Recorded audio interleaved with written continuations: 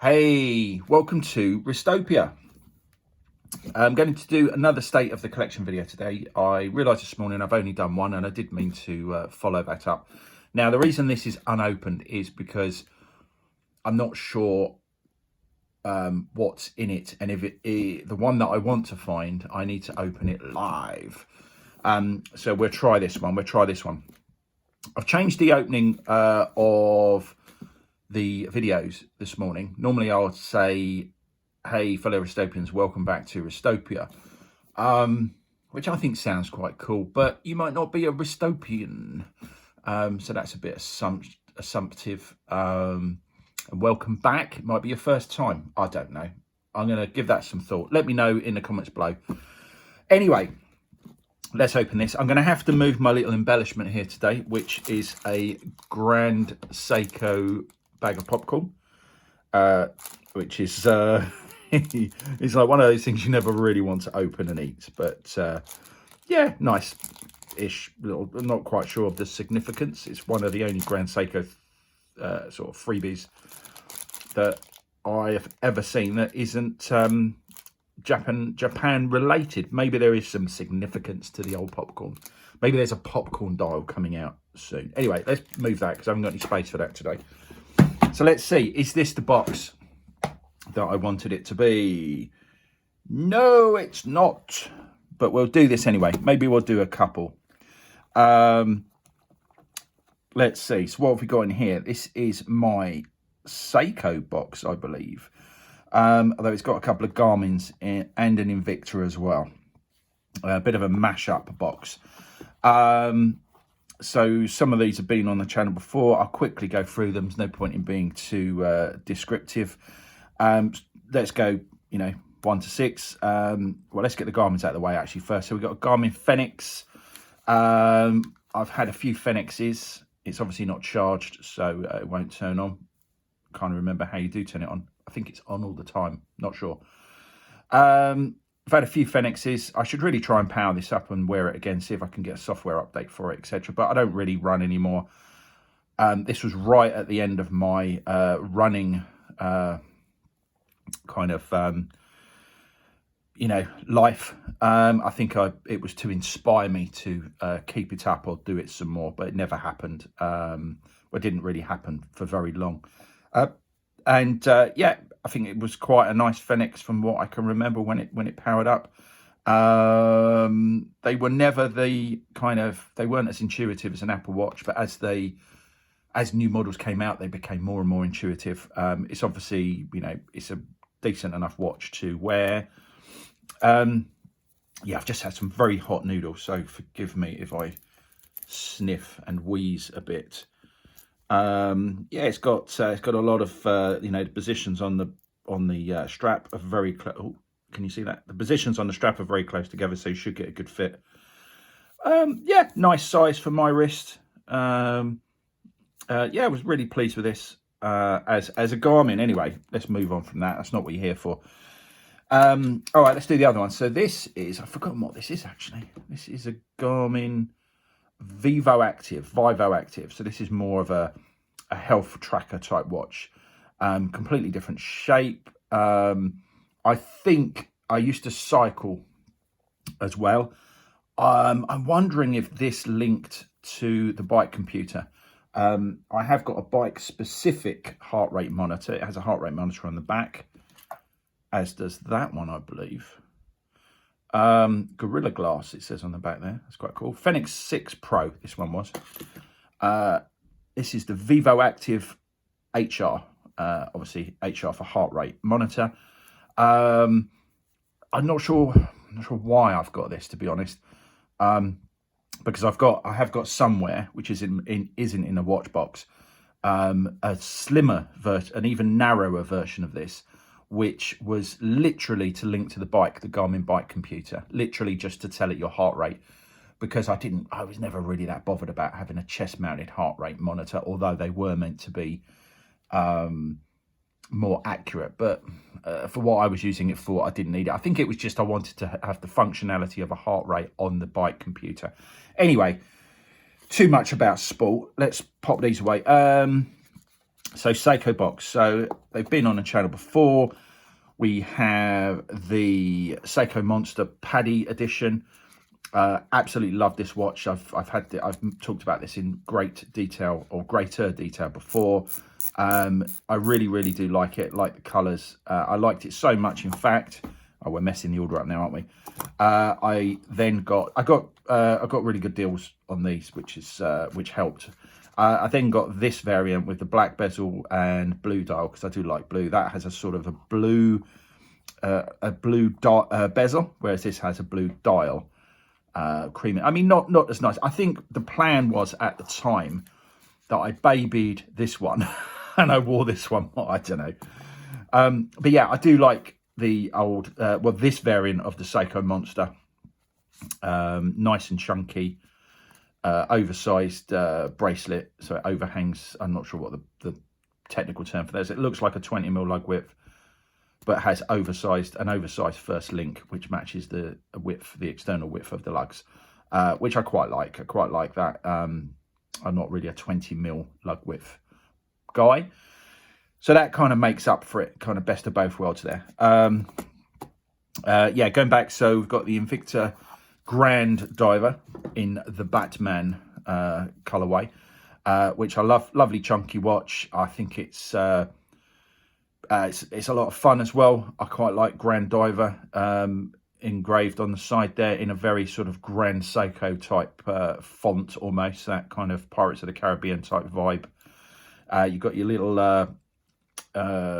old school diver on both end links, and also on the dial and the crown. Yeah, I paid £105 including shipping for this. Which yeah, Seiko NH35 with the yellow rotor, which I believe they've stopped doing now, cheapskates. So yeah, old school. Classic, be worth a fortune with that yellow rotor on that. Aluminium bezel, but what do you expect? This is, I think the ticket on this said £800 or £400 at least. Or was it dollars? I can't remember. I think it was a lot, but obviously the reality is that it's buy one get free, or just pay a fraction of the list price. And as I say, I got this from Joma's shop. I think it was for £105, including, as I say, like to the door. Yeah, really like that, particularly because of the colorway, because I love blue. I should have had that on my Batman video, shouldn't I? And then lastly, in this box, would be my favorite out of all of these. Strangely, I got this in, so this is the I forgot what it's called now. It's not going to say on the back of this one, is it? Oh, sport, not sports timer. I've completely Chrono Sport. There we go. Seiko Chrono Sport. It's come back to me. I think that's right. Yeah, so it's quite small for me. I think that's 39mm and 20mm lug width.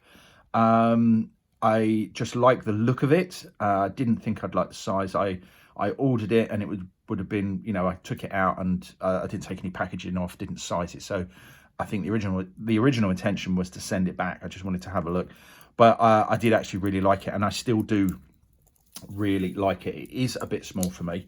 There is a newer version that's a bit bigger, but it has a flat bezel rather than a chamfered one. And one of the things I really like about this is that chamfered bezel. Yeah, it's just something about this look. It's not because I don't think it looks like a Daytona particularly, but I guess it does a little bit. But yeah, there's a lot about this. I've also mentioned this in a previous video, but there's a lot about this that I shouldn't like. I'm not massively into white dials. Not a massive chronograph fan. I don't like 20mm lug widths particularly. They don't really suit me very well. I think that was about it. But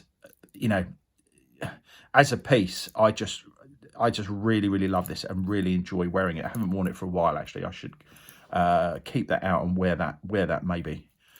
Yeah, so I think it's a Chrono Sport.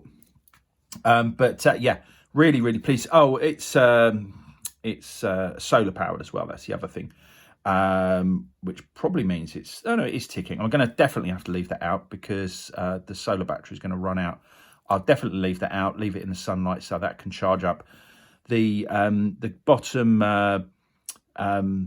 subdial here, that has, actually it says it's full. Yeah, that's quite interesting. So this has been in here for quite a while, but obviously not long enough to deplete that battery, because apparently the the battery is full. These all of the subdials, they're, one of the reasons I got this was that in the pictures it looks like those subdials are blue, but when you have it in reality they normally look black, which is a shame because I'd like them to look blue. But yeah, they are actually the solar collectors. So it's those subdials that collect the light to charge the battery. Because of that, the date window is even lower down. So it's quite a deep date window. But I'm not a date window fan. So I think someone famously once said, I think it was Brendan Boswell, who's a small YouTuber, getting bigger. He's getting bigger. But yeah, he famously once said that you should have to look for the date on your watch. You shouldn't see it every time you look at the watch, you know, to tell the time or whatever. You know, you should have to look for it. And I completely agree with that. You know, it's I don't want the date, you know, I'd rather it wasn't there. But if it's there and you kind of hardly notice it, that's a good second, second choice for me. So yeah, but the date window is very low because it has the date wheel has to sit underneath the solar collector, which is actually the subdials. So yeah, that's my favourite out of this box. I do like Seiko. Really like the really like the Monster, that variant of the Monster, because there's been various. Not sure if there's a new Monster. I haven't really kept my eye on Seikos. Right, let's get one more watch box out. Might be the one I was looking for. I haven't got that many, but I've got another one here. Right, let's see if it's this one. Ta-da! Dum. No, it's not this one. This is my Helm box. So I'm going to get the last one out. Or am I going to talk about this? Just make it a really long video. I mean, I've covered the Helm. What do we have here? We have, I believe, a Helm Vanuatu in steel, a Helm Vanuatu in titanium. I love these watches. The options other than steel and titanium is you can have the date window. I opted for the date window in black with white numerals. You can have it white with black numerals. I think if the date window was the same size, the same width as that indice at the bottom, then that might be good. But because it is narrower, the white date window looks a bit odd, in my opinion, because it just looks odd in terms of width next to that. So the black one works better. I think it's the more popular. Really nice tactile watch in steel. When it's in titanium, not so much. That bezel is awful, really, really bad. But I got the titanium first because that came out after the steel, and it meant I was on the wait list sooner. And then I managed to sometime later get the steel. I would say go for the steel if you're going to get one of these pieces. I thought that would be my best helm, but then the titanium Kuriburi came out, which I didn't think I would like, and I absolutely love this watch. I much prefer this to the Vanuatu, and this is titanium. I'm still on the wait list for a steel one, but that currently is about 1 year 9 months, I think. So again, same with the titanium came out. I got this really quickly after it came out because the titanium, I noticed the titanium just as they released it, so I was very, very quick to get on the wait list. The bezel on this is again quite stiff. It's not as bad. Oh, it's not as bad as that one. You know, it's reasonable on this one. I love the fact it doesn't have a date. The indices and the lume is actually like duck egg blue. You might not be able to see that from this. I think you can. I think it looks better in the video. Yeah, you can sort of see it. Well, I say the indices are duck egg blue, which I think goes really well with the white dial and the yellow tip to the second hand. It's a shame there's not a bit more yellow on there, actually. I do love the Helm logo, and they, you know, it just works very well on the crown, case back, dial. I love it when it's in a kind of a sort of mid to dark grey. Yeah, really love this watch. This has the, oh yeah, what I didn't mention about these have the SS2 and TS2. Is that right? TS2, SS2, stainless steel, titanium. Sorry, yeah, these have the SS2 and TS2. I think I'm getting that right. Basically, they have the 2 bracelet on. These were additional extras on the Vanuatu. It comes with the SS1 and the TS1, which is a more sort of Jubilee style bracelet, whereas I prefer the SS2 and TS2, which is like armoured tracks, I think, on an armoured vehicle. Very, very chunky, very angular, lovely big screws. Yeah, the Kuraburi comes with this as standard. The Vanuatu, it's an optional extra. And when at the time of purchasing the titanium, there were not TS2 end links available. So yeah, but now there are. So now you can get a TS2 for both the titanium and the steel. I much prefer the SS TS2, and I love this watch. The only thing I'm not too keen on is this kind of, I call it a sort of a wok shape side to the case, which I've realised recently is very much like the Blancpain 50 Fathoms. Yeah, but whereas that at least has Blancpain written on it, engraved into it, in the same way that the Grand Diver does on the Invicta does on the Grand Diver. It would be nice if it had Helm engraved on the side there to take that. It's not really wok-sided shape, you know, that large sort of wok shape away from the, you know, to break it up a bit, but it doesn't. But that's the only thing I'm not too keen on. Obviously, on the crown side, it's not so bad because you've got the crown there. Lovely chunky crown at 4 o'clock. Absolutely love this watch. As I say, I'm waiting for the steel version. I'm going to go for the blue and orange bezel if I get one of those. Casio Duro, which I have covered in a previous video, because there would have been one of those in the Casio box, which was the first state of the collection, so not much point in talking about that. And Sestrian, got my Sestrian Master series in here as well. Bit of a mixed box rather than being one branded. It's tempting when you have a box with, like, you know, let's say 3 branded watches in here. Oh, I've got to buy 3 more Helms now to fill a Helm box. But yeah, so let's do one more. It's going to be a longer video, but let's actually get to the one that I wanted to open first. These might be being done, maybe being done in the right order, actually, because they're sort of going up in value. So this is the one. Maybe I should put some stickers on them. Normally I can just open them up and have a look. It's no big deal, but I can't open this one because there's something I want to happen when I do open it. See if you can spot it. Right, let's get my hand out of the way. Boom. Did it do it? He's looking for it. It was that one. So this is my Casio GShock box. And they are all GShocks. This one is solar. This is the newest one that I've got. I should have done some research as to which was what. So that's the Mudmaster. I'm trying to think what that one's called, actually. Gravity Master, that's it. Says it on there. So we've got the Flight Master, which is my first one.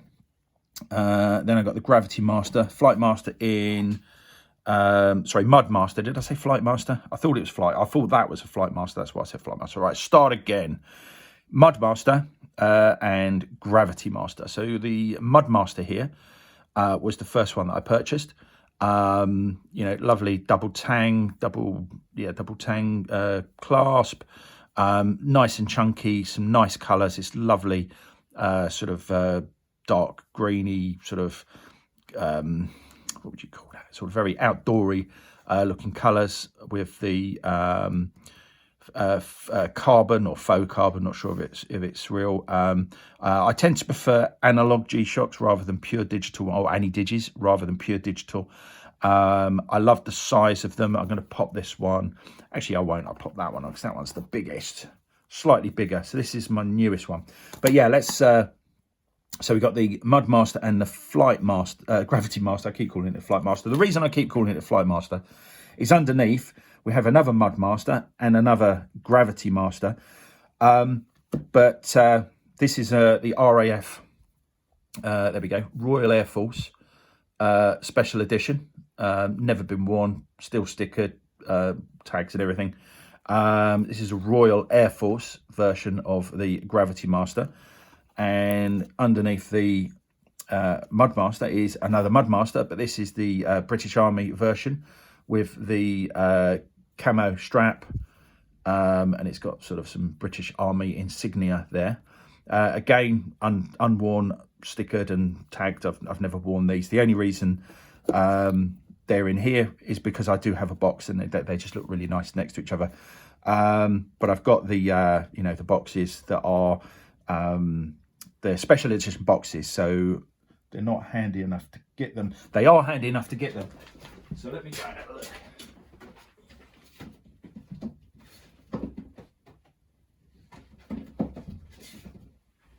There we go. So these come in special edition boxes. The British Army one, I haven't seen these for a while. I won't undo it, but the British Army one is a camo box, Dead Spider, and the RAF one is grey. There we go. Turn it right around. Royal Air Force GShock. So they come in specific boxes. Let me just slide this sleeve out as well. There we go. Army GShock, but it's British Army specifically. So they come in special edition boxes. And yeah, so really pleased to get both of these. But exactly the same watches as the two above. They're just the British Army and RAF version. And then lastly, apart from, well, it's not last, I still haven't put this one. This is the newest one. This is the, I'm going to struggle to remember what the model number is, and it doesn't. Let's go. GWG 2000. And this is slightly bigger. And this is the reason, what was meant to happen when I opened the box. This is solar as well. So normally it would have been in the box and it would have stopped. And then when I open the box and it sees sunlight, the hands move to the correct time. This is an hour out because obviously it doesn't realise that we're in, you know, we've got the daylight saving, either on or off, not sure, but this doesn't realise that. But yeah, I'm not sure if it did. I'll have to rewatch the video to see if, I don't think it did, because it's normally quite apparent when it does it. So when you open it up and it sees sunlight, it goes into safe mode when it doesn't detect any sunlight for a certain period of time. And then when you open the box and it sees sunlight, the hands move to the correct time, or the correct time plus an hour in this case. But yeah, I wasn't sure if it did that, but that was the reason I didn't open the box. Maybe I've opened it. Not sure how long it takes to go into battery safe mode. Maybe I've opened it recently, and so it was already at the right time. Never mind, epic fail there. But yeah, that is apart from that last G-Shock right at the bottom there, that pretty much is, so that's three more, that's all my watch boxes now. That's all the watches that I've got in. So I've got 5 of these with varying amount of watches in, and that's kind of all of them. Obviously, if you've got any questions, let me know in the comments below. Thank you very much to Simon, who suggested the State of Collection videos. He left a lovely comment saying that I'm obviously, you know, loved watches for years, that kind of thing. And, you know, and it's nice that, you know, that showed that to at least one person. I love all sorts of watches. They don't have to be particularly expensive. Yeah, just, and I've always loved my Casio. Took years to get into G-Shock. Wasn't really into G-Shock until I got that one, which was about, I don't know, no more than 4 years ago. And that one quickly followed, and then, you know, those two, that's more recent. It's probably a year or two between, at least a couple of years between these and that one. So last but not least, we have the Casio, well, that's a nickname for it. Again, I got a really good deal on this, which is one of the reasons I got it. I didn't wear it for ages. They're a little bit of a pain to set. This one is actually the right time. I set this not too long ago. So you've got, it's Friday, 5 to 5. No, it's Friday, nearly 11:30. And you've got the, what have you got? There should be a date in there somewhere. Do I have to push something to get a date? But yeah, so it's got the ticking seconds. You can make the hands go away from the digi display. As I say, I only set this recently, and yeah, and I wore it for quite a while after that. I actually really liked it after I got around to setting it. It always helps when you're wearing a watch that's set correctly. But I did have to watch a couple of videos. I watched the Casio one, and it wasn't that helpful. Then I watched some guy, I can't remember his name, but whoever you are, you were really helpful, and very, very quickly the watch was set. So that was very useful. It's you know those guys on YouTube that go on for 26 minutes and don't tell you much. But yeah, he got straight to the point in setting the watch, and that was all done. Yeah, and I really enjoyed wearing it after that. Once it had been set, I went for this colorway. There is there's quite a few, but there was a green one I think I had the option of. Didn't really like that. There was an all black, but I kind of like this one. It's almost like a bit of a panda, bit of a black and white panda thing going on here. Yeah, I just felt that this was more legible. The black one, you know, was just a bit too, you know, mono colored, and just a bit too stealthy. That's the word I was looking for. A bit too stealthy. So I went for the black with white hands. Really pleased with it. And as I say, once I've got to set it, I do quite like, you know, the way it's set out and having the day there. It's quite fun. But yeah, that's my GShocks. So that really is, well, that's State of the Collection Part 2. It was going to be a three-parter, but as I opened this box last, you ended up seeing all of the watches that are in the Vlando watch boxes from Amazon. So yeah, hope you've enjoyed seeing all those. As I say, any comments or questions, let me know in the comments below. It's been a long video. Hope you made it to the end. One wrist, live it.